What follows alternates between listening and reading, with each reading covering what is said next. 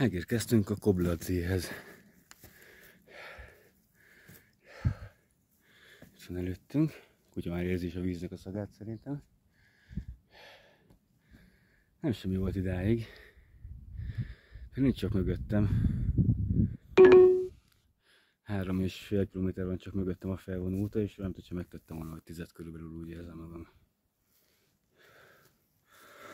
Nem tudom, melyik a Gróssedaum. Lehet, hogy ma is kimarad, mert már 1 óra van. 3 órán van még visszaérni. 1,5 órája jövök. Hát, ha felmennék, nem érnék vissza francba. Nem baj, megismételjük legközelebb. Mindjárt megnézem a GPS-en, mennyire tűnik nehéznek. Ezt is oda fel kell kapnom. A tónál most megállok kajálni. Kutya, hogy így van. Rektor, nézd csak, gyere, lemegyünk a tóhoz, gyere!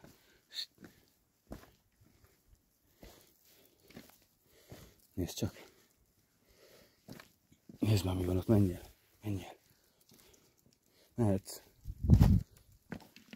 Mehetsz lefele a vízhez!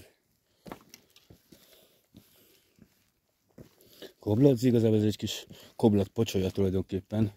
Hólé! Amikor itt voltam tavaly, akkor fele be volt fagyva, és itt ilyen hópárkány volt.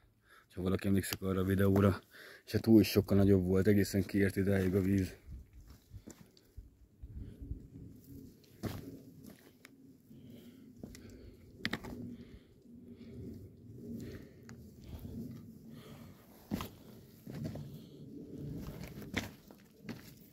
Egy kőbányába gyalogolnék.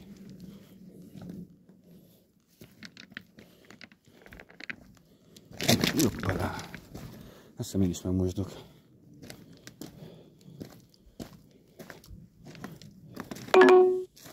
Tudom, hogy eljöttem az útról, de hát nem nézzük a tovat a gyerek miatt.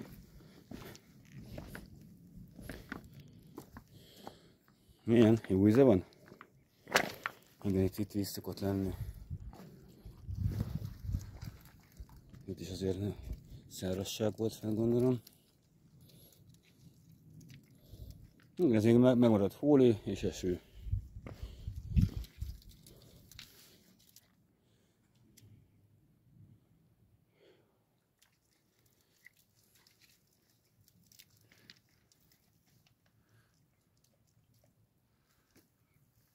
Úgy egyedül vagyok itt.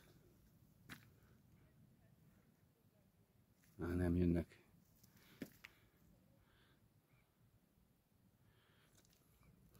Nem nézem GPS-en, mennyi van még előttem.